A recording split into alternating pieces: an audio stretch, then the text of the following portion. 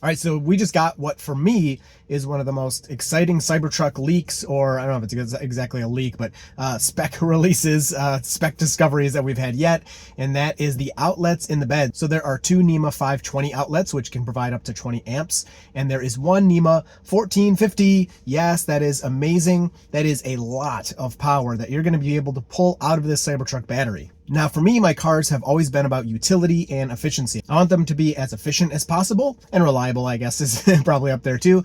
And I want them to have utility. I want to be able to use this thing like a tool. That's the whole dirty Tesla message, is don't treat it, like a little princess. Like, just use it. It's a tool. Get it dirty. Take it to the car wash if you need to, whatever. So one of the things about my Tesla vehicles that has always bugged me is there's no proper outlets in the vehicle. You have this massive battery that we know can output huge amounts of power, which we can feel through the acceleration. But there's no great way to access that power except just through the USB ports, which, come on. And also there's like hacky ways to do it, but then you ruin the warranty on your battery and all of that. So now in the Cybertruck, we're getting proper outlets. Now, I'm definitely picking up a Cybertruck. I am so excited, but if you just can't wait and you want to get a different Tesla, use Noah's referral code. You can find that down below. Thank you so much to Noah for supporting the channel via Patreon. Now, for me, a reason that this is huge and super exciting is because if you've been following me, you know my house often loses power. We lose power several times per year. That's why we have two power walls. And each power wall is 13.5 kilowatt hours, and we have two. And so that's about 27 kilowatt hours of usable energy in our power walls. Combined, those two power walls can output 10 kilowatts, which, if we're watching what we're doing and we're off grid, is plenty of power. We can even charge a car on that if it's sunny, if there's solar. Our solar can add like another 10 or 11 kilowatts on top of that. So really we can have, 20-ish kilowatts output at peak, but that's not the point. The point is, now Cybertruck, we don't know the battery yet. I have been guessing 130 kilowatt hours. Hopefully it's bigger, but that's just kind of the number I'm sticking with. I think it seems kind of reasonable and something we can just talk about for now until we know the real number. You can basically back up your whole house with this thing, and there's a couple of ways to do it. I do it one way that I don't really want to talk about because it's not like it's illegal or anything, but it's not the safest thing, so I just don't like talking about it because I don't think, I don't want to spread it and have other people do it and be like, hey, what the heck, whatever. But there are also inlets. So obviously when you plug something in, you're plugging it into the outlet. Well, there are inlets which you can have that usually have a safety switch. So if you have that thing live, then you cannot be connected to the grid, and vice versa. If you're connected to the grid, this inlet will not work. And so that is, one method people could use. So just for fun, let's say Cybertruck is 100 kilowatt hours. I'm sure it'll be bigger than that, but just for, being conservative, I currently have two power walls that are 27 kilowatt hours. A Cybertruck is 4 times the size, that battery. And when the sun is coming in, say we have a power outage, there's no grid, but it's a sunny day, we can collect a bunch of energy because we have two Model Ys, which are 80 kilowatt hours each. And so we can store all that energy, but in the Model Ys, there's no good way to get the power back out. The only power we can get back out and be powered by is the 27 kilowatt hours from the power walls. Well, now with the Cybertruck, with this NEMA 1450 that can output all this power, we could store up to 100, 130, whatever the battery size ends up being, worth of energy, which would take us probably 2 sunny days to really collect that much energy. And then we can get it all back out. We can use it again. So in a power outage situation now, instead of my house having access to, let's say the 27-ish kilowatt hours from my power walls, I'm now going to have 5 times that amount with access to like 125 or 150 kilowatt hours worth of energy, which is insane. That's a lot of energy. And especially if you're in like a conservation mode because the grid's out and you're being careful, that'll last you weeks. It could literally last you weeks. If you're not in a conservation mode and it's sunny, it's literally infinite because the amount of sun coming in can be enough to power everything you're doing. If you want to know more about the situation, I'll link a really good video of my power outage experience with power walls up above. They work great. But back to Cybertruck. So these outlets are awesome. I'm very excited. Utility is great. I was a little disappointed when I made another video kind of about Cybertruck stuff with the Frunk because it looks like it's powered Frunk. Some people still don't think so. There's still like some debate, like, no, it's not powered. Those guys definitely opened it. I'm pretty sure it's powered. It looks powered to me. If not, that's awful. But the Cybertruck Frunk, it doesn't look like it has any outlets in it. And seeing that, it was like, oh no, that's like kind of lame. But there seems like there may be a removable panel there. So, maybe there will be something behind there with some outlets. That's what I'm hoping, but you never know. But at least having one outlet, one NEMA 1450 in the back and one, 520 is good. So we got two 520s and the NEMA 1450. So I'm satisfied with that. The bummer so far, again, the truck's not revealed, so maybe it'll come out, but there's no other doors, it looks like, in the bed. No other places where stuff could be. Of course, Tesla could surprise us. That'd be great. There is like the under trunk storage thingy where you can kind of lift up. It didn't look that big, but they could hide something under there. We haven't seen an air compressor yet. So a lot of people really want this. For me, it's not that big of a deal. I mean, I would love it if I had it on the truck. That'd be great.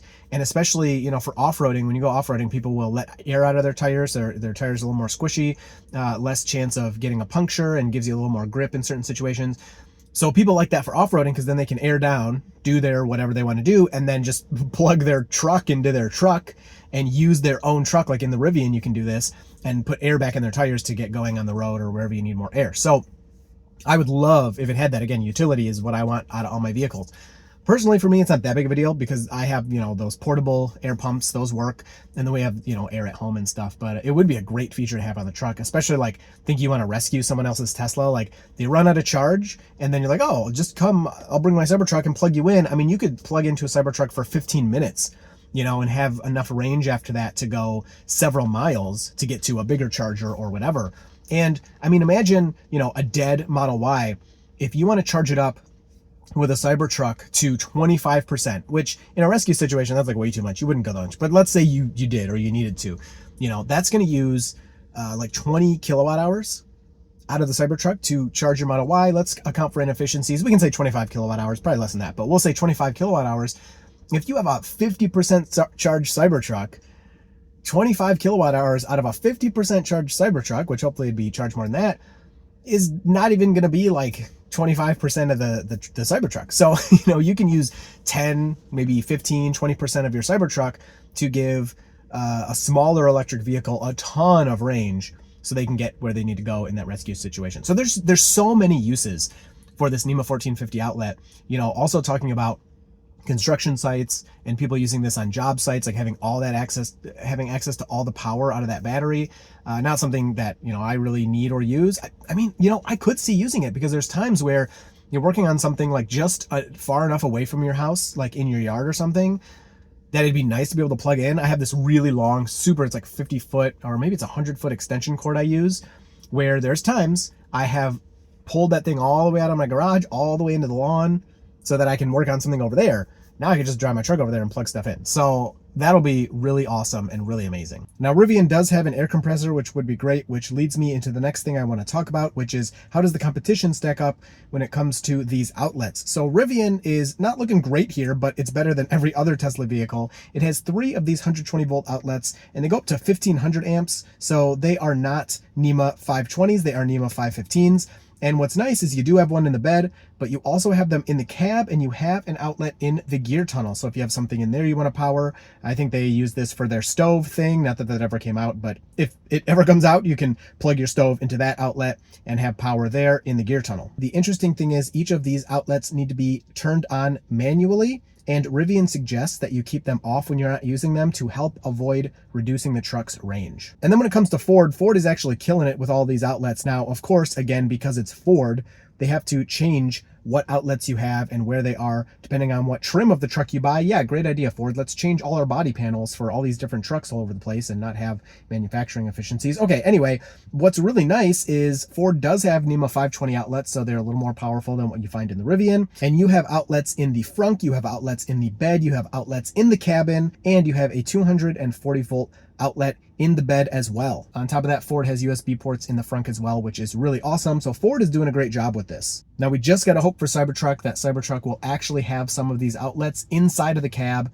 as well as in the bed. Another big advantage here for this is camping situations. If you're out camping, depending on the campsite, a lot of campsites actually have like 30 amp outlets for you to plug into. But if you're camping where you don't have that, again, now you have access to all this power. And if you're just plugging in a few small things, like you wouldn't even notice that in the truck's range if you're just going for a couple of days or something.